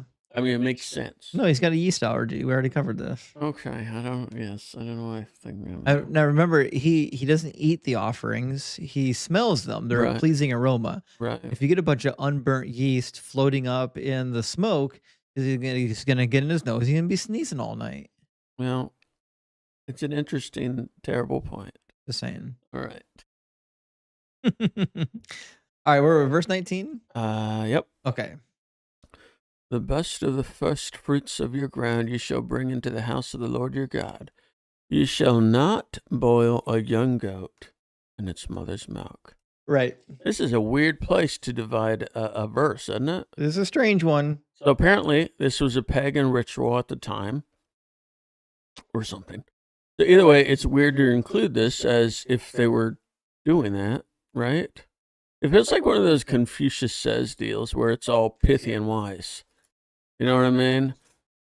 Well, grab the Exodus commentary behind you from Eugene Carpenter. Hey, is my hand close? Not even close. Other side of your chair. Because I think he was I think he mentioned boiling in the kid in the mother's milk at some point. Am I close? Well, it's the one obviously that includes the chapter we're on. Exodus. Yeah. So this one. I don't know. I think this. Well, I can't see through you. All right. Where's the cat? You're about to roll over him. All right. I think that's always the problem. I know. Don't do it. Okay. I don't want to. You won't be BFFs anymore with the cat. No. All right. So let's see what Eugene Carpenter says. 'Cause I'm curious to know what he has to say about this. And like, this is one of those passages that has been disputed for a long time as to what in the world he's actually talking about. Because it shows up in Deuteronomy as well. I think like Deuteronomy 14 or something. Well, There's a then he provision better against not it. gloss over it. Well, that's the thing is he certainly could. And if he does, I'm gonna send him a big letter. We'll see. We'll see. I probably could have looked at a couple different. I'll just ask ChatGPT. Sheesh. Well, it says the second categorical direction, not to boil a kid in its mother's milk, puzzles commentators. It is found 3 times in the Pentateuch: Exodus 34:26, Deuteronomy 14:21. Like I said. And the puzzle has been solved in various ways. It seems, according to its context, to address a ritual practice that was either practiced earlier or currently in Israel and was to be abandoned now. Or it may be a commandment not to begin the practice, which was evidently known outside of Israel. So he has a reference here on a footnote, and the footnote is referencing an article by Jacob Milgram. And the article is called An Archaeological Myth Destroyed. You shall not boil a kid in its mother's milk. And it looks like it was blah, blah, blah, blah. Okay. So it looks like there was a ritual explained about this in the Ugaritic texts. That means tonight I'll have to look that up. So again, for anyone listening, the article that Jacob Milgram wrote on this is called An Archaeological Myth Destroyed. You shall not boil a kid in its mother's milk. So I'll be interested to read that. Some interpretations suggest it symbolizes respect for the natural order. Milk, meant to nourish, should not be used to cook the offspring. I think metaphorical answers to these laws are what people give when they don't have real answers and they just have to make something up. We don't have real answers. Well, we just found out that Jacob Milgram located the ancient ritual within the Ugaritic texts, and therefore we actually do have the answer. So it was a real ritual, and God's saying, don't do that? Basically. So why was it a ritual? I don't know. I haven't read the Ugaritic text yet. But I don't even know what text it is yet. I have to find the article by Jacob Milgram first. Well, you know, this says this command later became a foundation of Jewish dietary laws, leading to the separation of meat and dairy in kosher practice. Oh, that's interesting. So they built a fence around the law again. That not just boiling a kid in its mother's milk, don't boil anything in milk. Mm-hmm. That sounds about right. That's kind of interesting, right? Although I think that speaks to the fact that at the time the Talmudic laws were being created, these texts must have been old enough that even they didn't understand them. Just like if we read a text from 400 or 500 years ago about like some things in in like the Elizabethan era, a lot of stuff we wouldn't understand way before our time. I think we see a lot of the same thing with even the rabbinic laws that came after the Old Testament was written. There's a lot of things in there they didn't even know what it meant. So how do you know they don't know what it meant? Because they didn't explain it? Who? People that wrote this. Or what? You should not boil a young goat in its milk. I'm saying the rabbis didn't know what it meant. Is what I'm saying. You were talking about the people who wrote it. I have no idea who wrote the Bible. What? I don't know who wrote this. Well, like priests or something. Well, probably definitely priests. Right. All right. I mean, obviously, the original authors knew what it meant. Right, but those weren't the original authors. They were just reading stories that they heard. What do you mean? The priests who wrote this down, Mm-hmm. they were probably just remembering stories that were orally passed down. Maybe, but stories that are divorced from any type of a meaning eventually get weeded out. Like if there was a law that was passed down for a couple of generations that just nobody knew what it meant at all, eventually they'd be like, "Why are we writing this down? Does that make any sense?" No, they'd continue it because they knew it was part of it. I don't know if they had that level of, give me a second to think of the word, sentiment towards the oral traditions, Mhm. you know? Yeah. Because even the written tradition, they were editing it, ripping stuff in, added stuff out, Well, that's true. you know? But yeah, I think, it sounds like tonight, after we end this, I'm gonna be reading that article by Milgram. I'm excited now. I've never heard of Nice. that Yeah, article. and I'll be not doing So, I'll make sure and send it to you so you can't read it. that. Yay. So you don't read it, I mean. Alright, let's If it's grab. less than a page. Okay, if it's less than a page, I'll take the article, I'll have ChatGPT summarize it for you, Okay. then I'll send you the You summary. know what? That works. Fair enough? All right. Okay, 250 or less words. fair enough. All Alright. right. Verse 20 and 21. Behold, I send an angel before you to Sorry, guard. you have to put your hands up when someone says behold. Behold, I send an angel before you to guard you on the way and to bring you to the place that I prepared. Pay careful attention to him and obey his voice. Do not rebel against him, or he will not pardon your transgression, for my name is with him. Indeed. Sounds like angels have voices and can even be disobeyed. Shouldn't be. Bad things could happen if you do, Yeah. right? I also don't think for my name is with him means that it is God in angel form. I don't think it is I either. mean, it seems like he's just saying, hey, this angel is part of my posse. Don't mess with him. You mess with him, you mess with me. Yeah, that's kinda how I always read it. I know people will take, like, the angel of the Lord passages and try to, like, pigeonhole it into, like, being actually Jesus.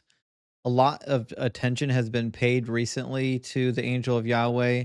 There's this popular scholar named Dan McClellan who writes about the angel of Yahweh quite often because it kinda touches on his doctoral dissertation.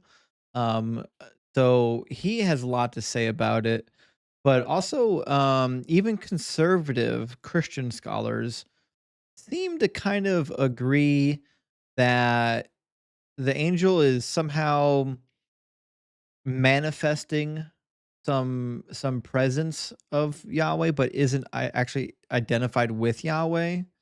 This is what Eugene Carpenter says, and I like reading Eugene Carpenter because he's super conservative. So like he doesn't get more far right than any other commentator.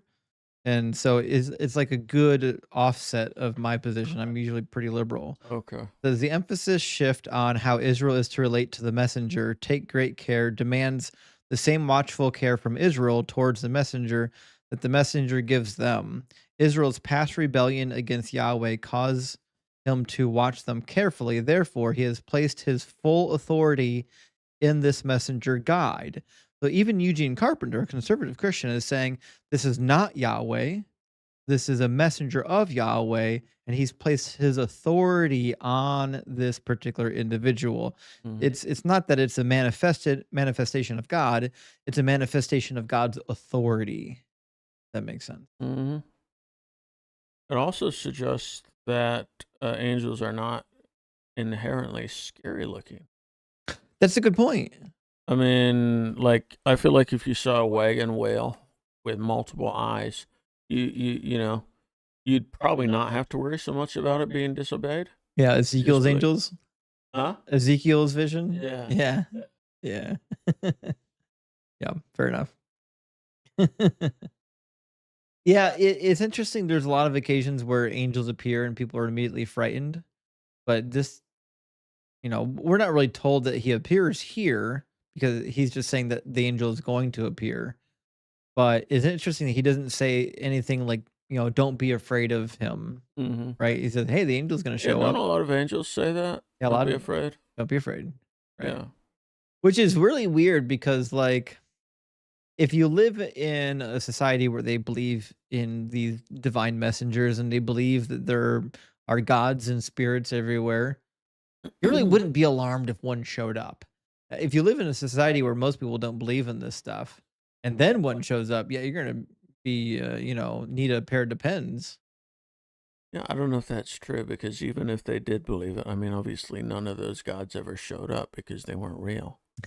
Well, You know what I mean? yeah, I do know what you So mean. it's not like they're like, oh yeah, well, this happens all the time. Right, It's literally to be the first. right, I right. know. Fair enough. There's a lot of question about verse 21 where he says, "Be careful attention to pay attention to him, and obey his voice. Do not rebel against him." And the reason is, he will not pardon your transgression, because my name is in him. Seems to be suggesting that if you sin against this angel, then you sin against God because this is representation of the authority.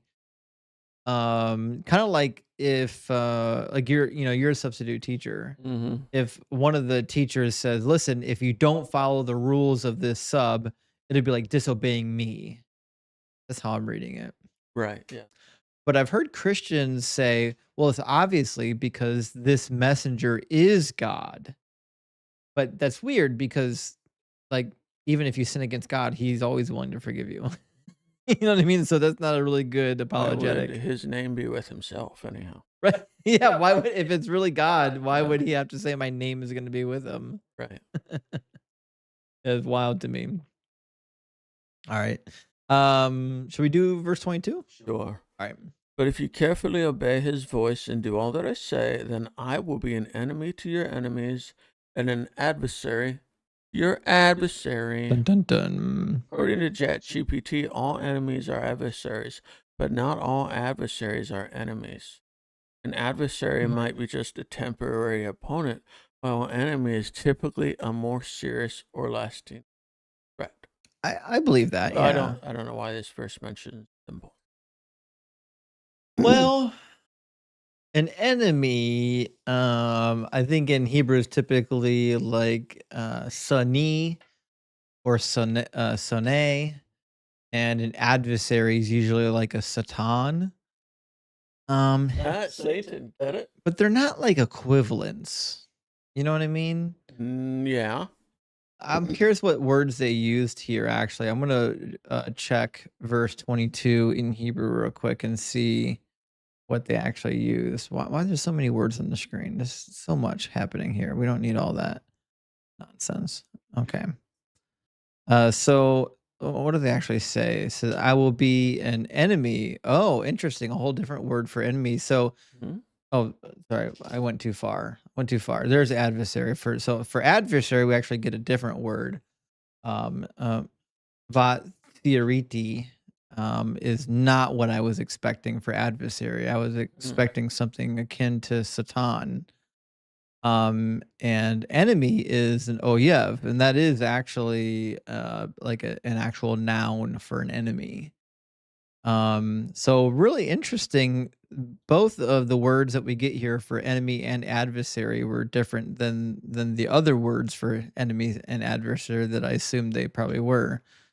But so there's nothing in here about Satan, unfortunately. So, you know, I think our English translation probably rendered it about as best as anyone could, Okay. right? Yeah. Yes. Right. All right. I'm going to continue. Continue. It is interesting here, though, that God says, okay, we've talked about this before because remember when God saved Lot because of Abraham, Yeah. not necessarily because Lot was that great of a guy. Mm-hmm. Um, we kind of see something here too, where it's like, I would be an enemy to your enemies and your foe to your foes. But like, that kind of betrays the point that maybe some people didn't like Israel, but they were actually good people. Like, you know what I mean? Like, if an enemy, if an invading army comes into your land and you're like, I don't like this. I don't like the look of this at all. You know, like you could easily be mistaken into thinking that these people are your enemy. And God in this passage seems to be suggesting that, like, "Listen, I don't really care if the people who are your enemies are good or bad people. If they're your enemies, I'm gonna wipe Mm. them out."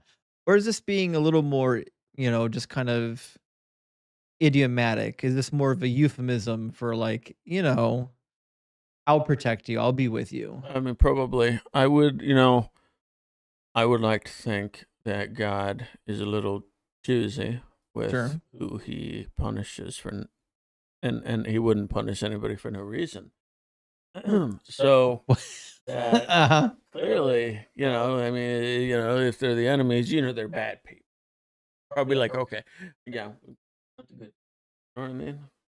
Fair enough. I can see how you would come to that I mean, conclusion. yeah, God usually doesn't lump the good in with the bad with his. That's not true.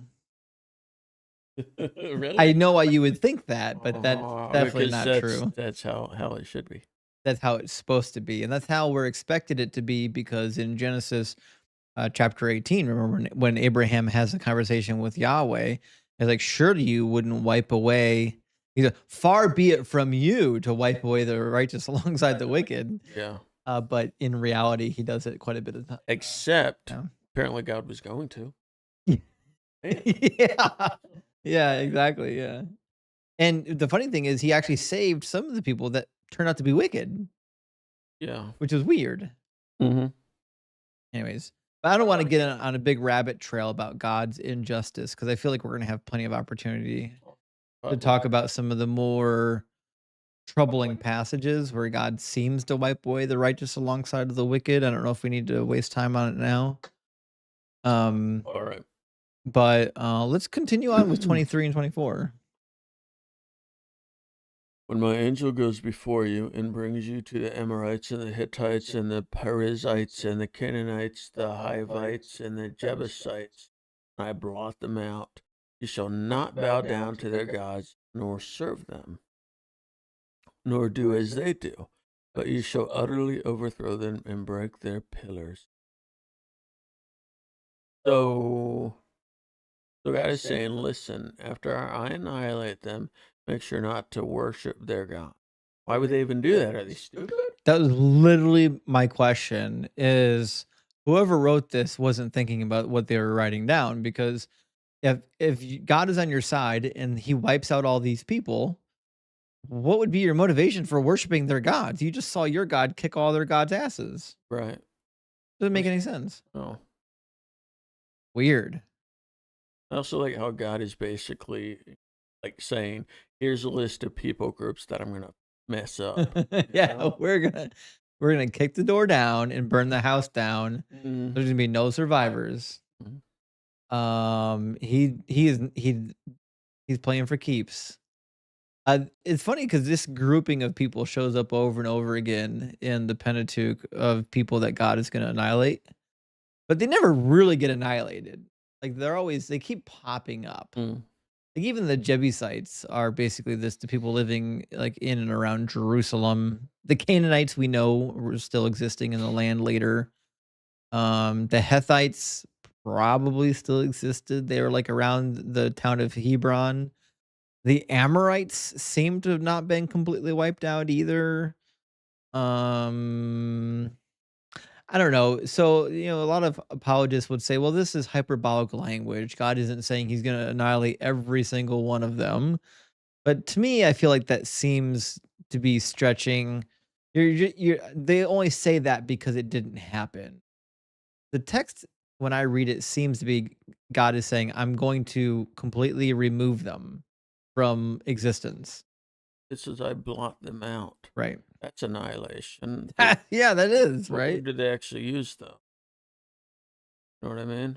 Right. Well, the imagery here is like, for lack of better words, like, dumping ink on a page of text so it's completely gone, unrecognizable, can't indistinguishable. But is that what word is what I'm asking you? I actually don't know the Hebrew word for blot, but it does actually show up quite a bit when it comes to total annihilation. Does it? Yeah.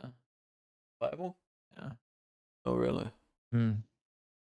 I mean, I can certainly understand why people would think it was hyperbole. Because, I mean, a lot of times you mention annihilating something and Right.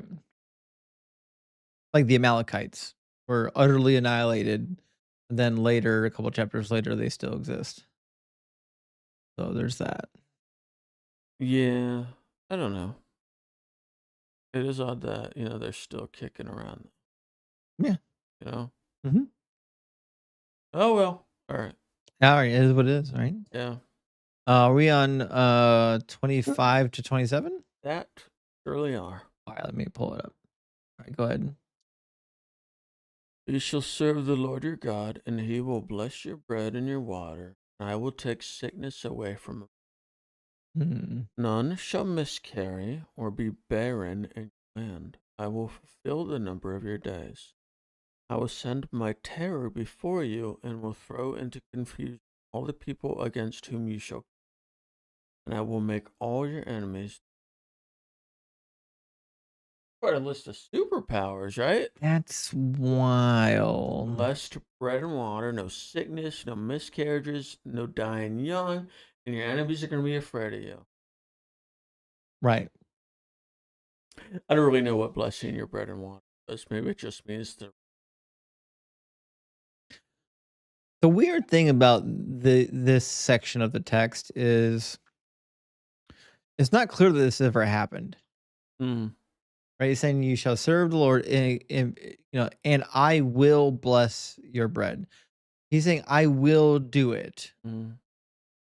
Could have said if you serve Huh, me, I will do it. right. And then we could be like, well, they never served God. But the way it's said here kind of presupposes that they're going to do it. They just didn't. Mm-hmm. You know what I mean? And I know that's the Christian apologetic is like, God rejected the Jews because they were so disobedient and they wouldn't listen to God, and so God cursed them instead of blessing them. But Mm-hmm. I don't know, it just kind of seems, I don't know. It seems to me like a part of this had to have originated from before the exilic periods Hey, lick. when they were taken captive by the Oh, exile lick. yeah. No, you're saying it right, but I didn't get it. Well, because I'm only thinking like you said, because it's saying it as though they're expecting it to happen, Uh-huh.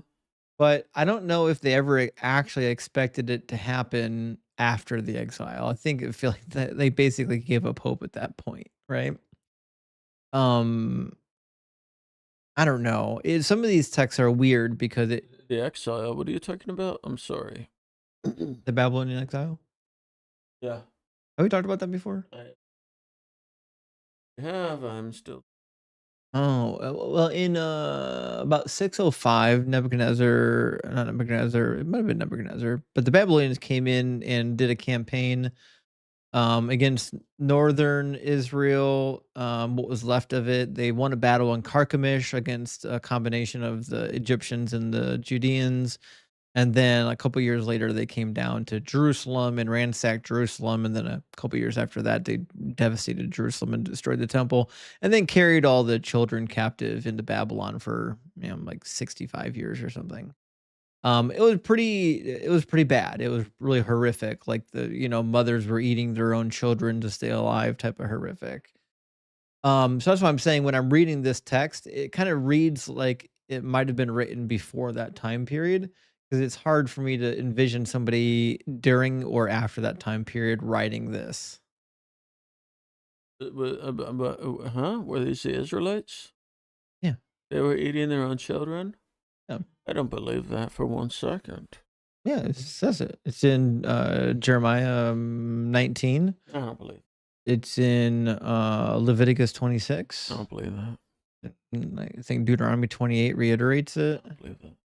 I mean, Hosea talks about it, I I don't think. believe I'm just the Bible keeps saying it. I don't know to tell you.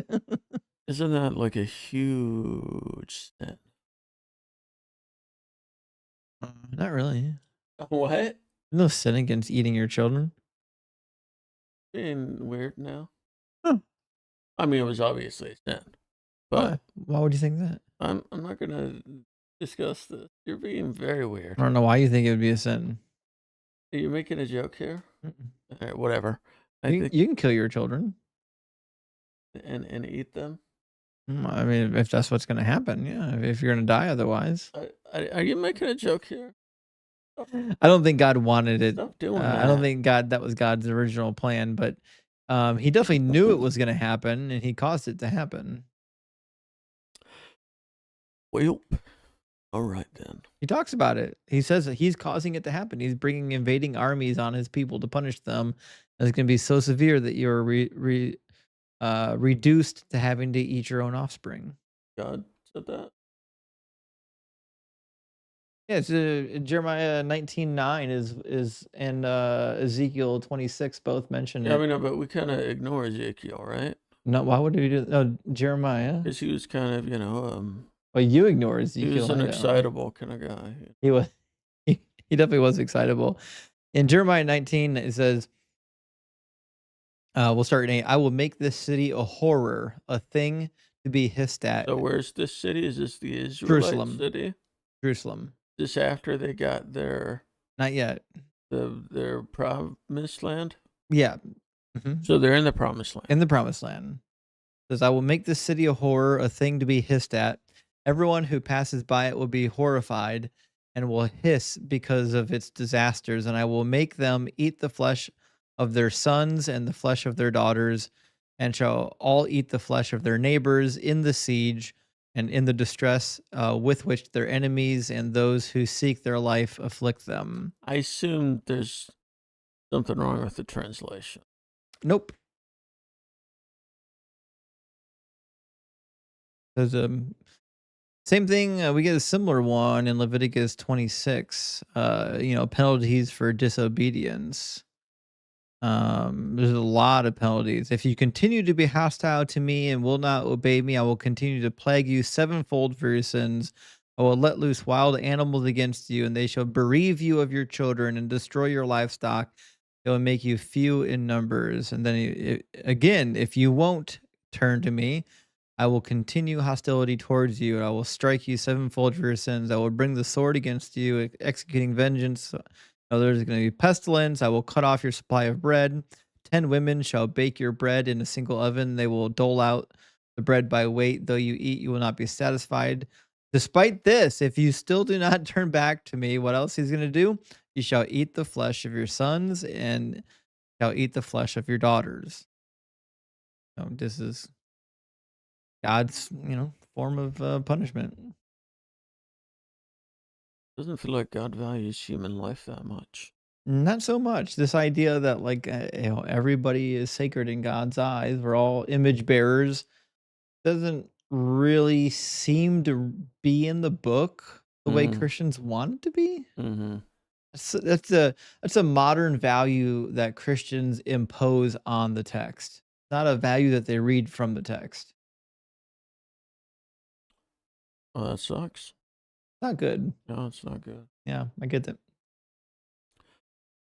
Not good. All right. Right. I'll try to pretend. Pretend you never saw that. Yeah. Sorry about that. That's a tough one, I know. The long and short of it is, hey, listen, as long as you obey God, he'll take away your sickness and make sure you have bread and water. And he will even somehow make your children not miscarry.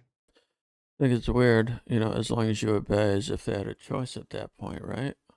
Yeah. Obey me or life is going to be a living hell. It's basically But it's your choice. Exactly. But here's the other thing. Says no one shall miscarry or be barren in your land, meaning if you're obedient. So does that mean that all of the children that were miscarried were a result of disobedient parents? I don't know. Isn't that kind of a weird suggestion? Yeah. Because if God is the one controlling whether or not you have miscarriages, then you kind of have to assume that anyone that does have a miscarriage was cursed by God. Well, it doesn't say that. It just says that God is not controlling it, but now he will. He's not controlling it now, but in the future, he'll make sure it doesn't happen. Right. But he does have the power to make sure it doesn't happen Well, now. God has the power to do a lot of things. Seems weird that he's like, listen, I'll do the right thing, but only if you worship me. Yes, I know. It seems kind of a weird. That's like if like if you were supposed to feed your kids, and you're like, listen, I'll feed you, but only if you worship me. Like, well, the right thing to do is to feed the damn kids. Like, you can't starve your kids. I know. You know what I mean? I Oh, don't really have anything to say. It's I know. I get it. I get it. Do you think that that means nobody ever got sick? Can you imagine coming down with even just a cough? Everyone would be thinking you pissed God off or something. They'd excommunicate you. You'd be gone. Was that a cough? No, it's clearing my throat. That's right. Yeah, there's a gust of wind blew some dirt in there. Yeah. You know what I mean? Yeah. Are we on 25 through 27 now? We just did. No, we just did that. So Sorry. 28.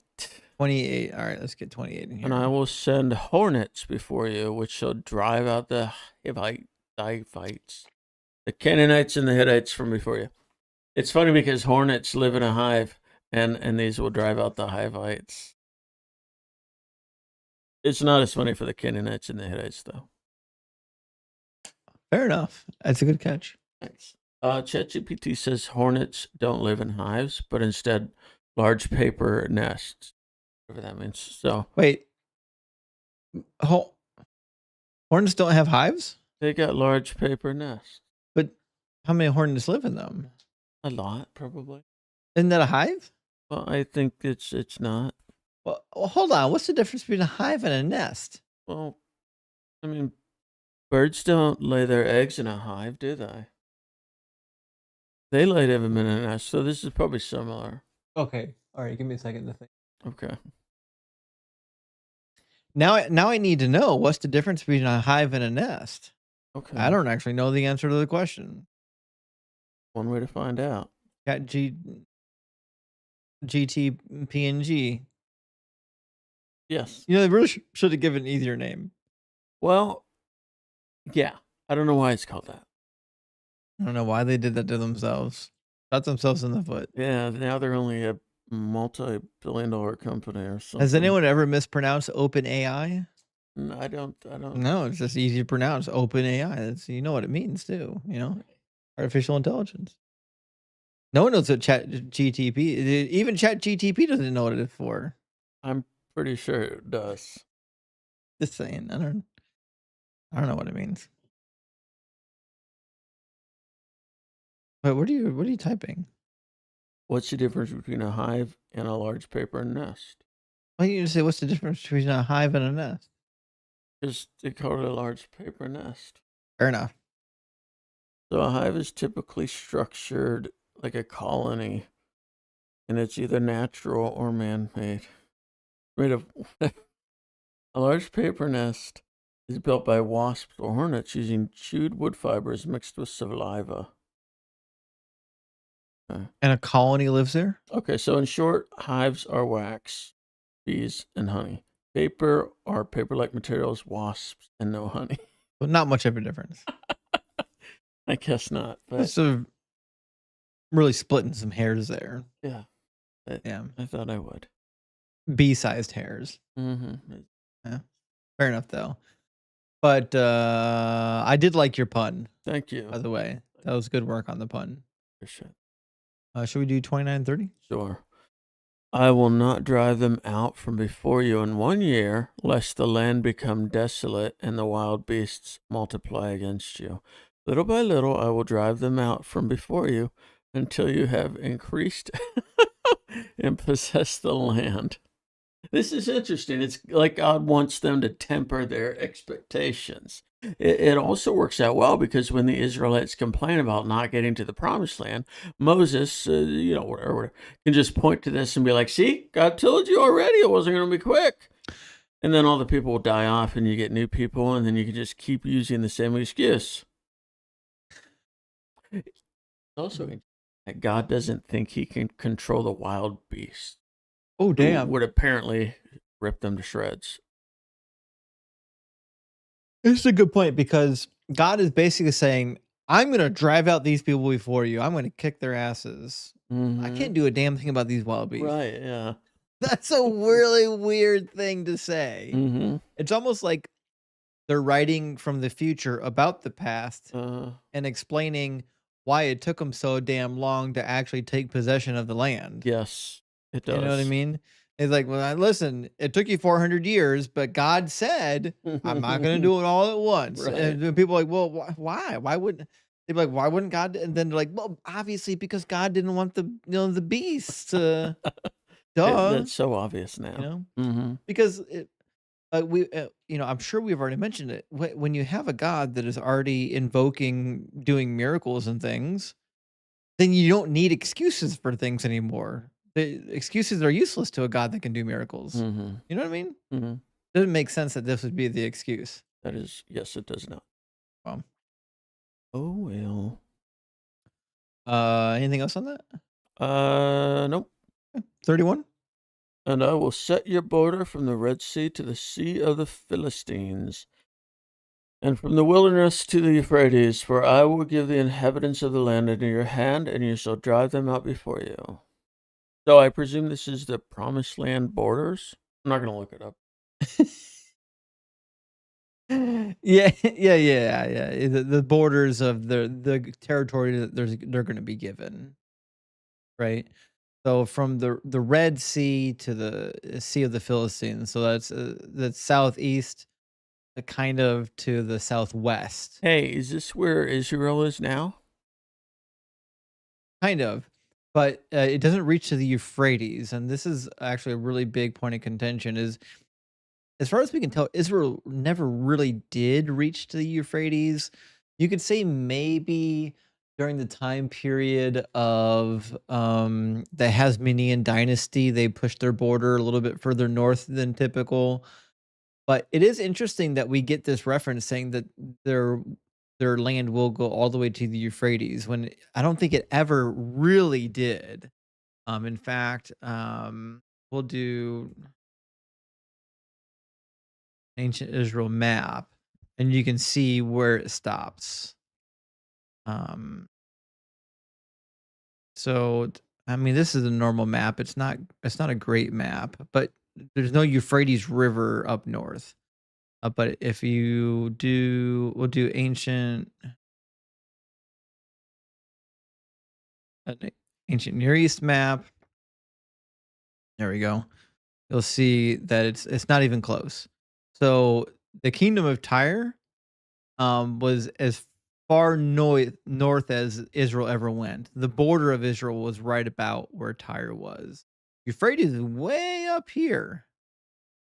So the border of Israel, this is not a promise that really ever came true, unless this was written at a time period in which uh, the Arameans didn't have any power, either before or after the Arameans were in power.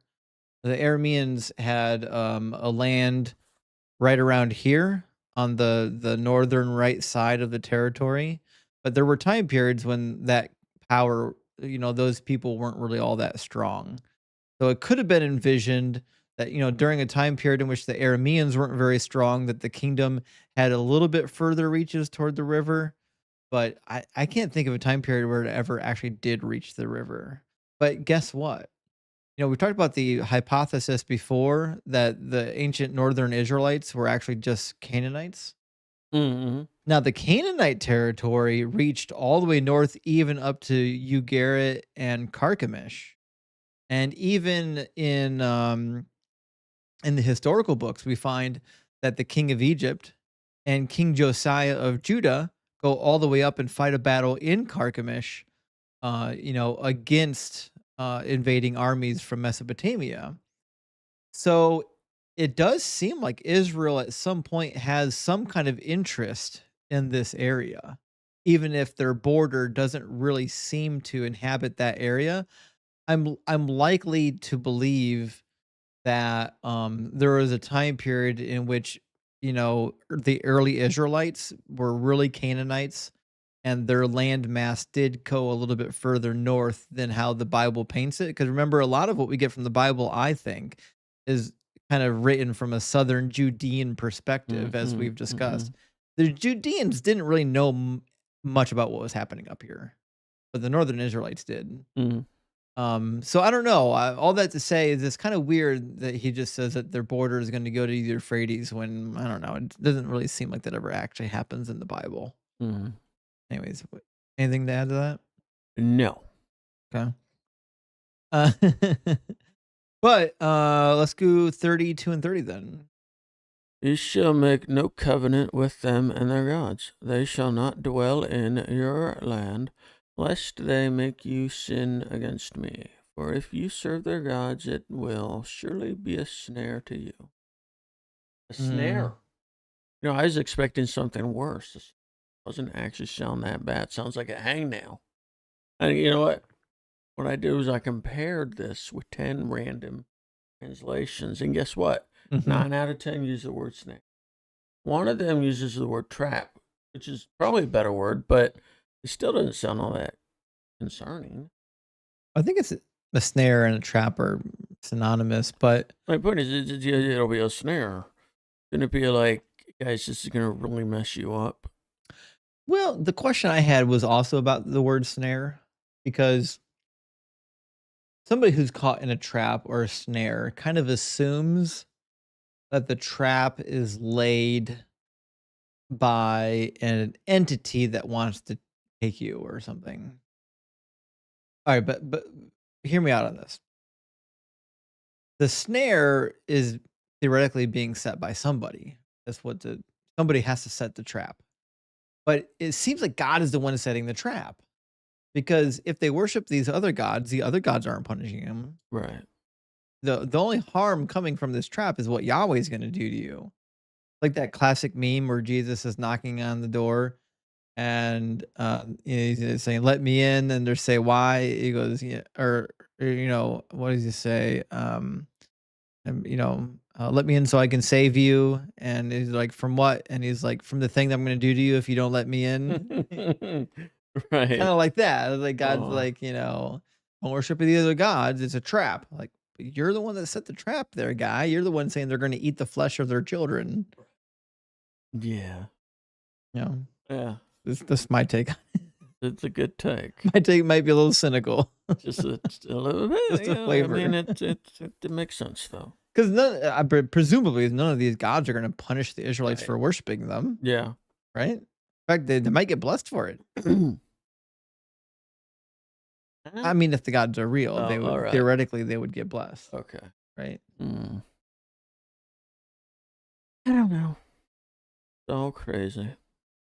But to be fair, if you live in the ancient world and you think that worshiping a god would cause you to be blessed, like say you pray to a god other than Yahweh, that Mhm. you get pregnant, and then you get pregnant, Right. that'd be very convincing to somebody in the ancient world. They'd be like, "Oh shit, this god's real. Right. I gotta pray to all these gods now. I don't want to miscarry." Right. Right. Right? Right. Gotta make sure they're all happy. Can you imagine being an ancient person listening to these laws? They'd be like, listen, only pray to Yahweh or else he'll make you miscarry. And there's probably some girl in the back like, listen, I prayed to Ishtar last week and I got pregnant. So you can take your laws, you can get out of here. I got my Mm. baby already, Mhm. Just saying. Might have been hard to swallow for some. Then the baby coughs. Yeah. Oh boy.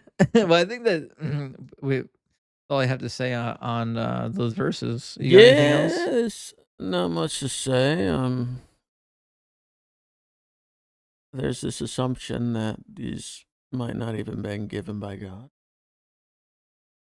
and therefore they're not relevant to anyone. Hmm. That's that. Because I know the last time we were here, you were comparing some of them to like you know, one guy who wrote a lot of laws. What was his name? Hammurabi? Yeah, right. Mhm, And of course, yeah, they were just really similar. mhm.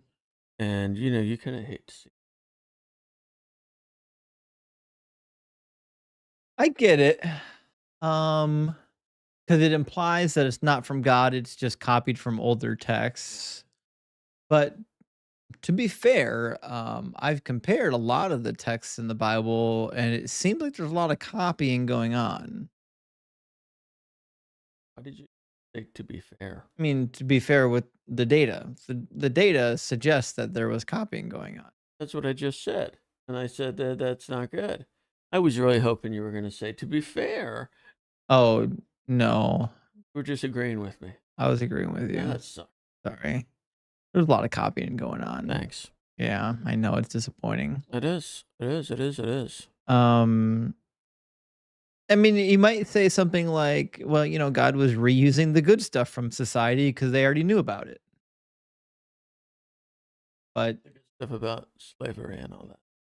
if you're not looking for an apologist answer and you're just looking for what is the most likely answer, Yeah, I know. I think the most likely answer is that they were just copying the stuff that they liked. The thing is, though, I mean, that would be the same with Leviticus, Deuteronomy, Numbers. I mean, they're all going to be chock full of stuff that probably wasn't inspired by God, right? Yeah. So what do you do about what do you do about Well, I've known some Christians and even some Jews who have kind of accepted the fact that the Bible's not inerrant and the Bible is not factual and historical in all that it says. But that the God of the Bible is still God, and it's the amount of gray area is much larger than people want it to be, and they're okay with that large gray area. And some people can live in that gray area for a long time and be fine, and other people, like me, are much more black and white. And we're like, I don't know, it seems like a lot of gray area. You know? I was hearing about this one pastor that was a pastor for a long time.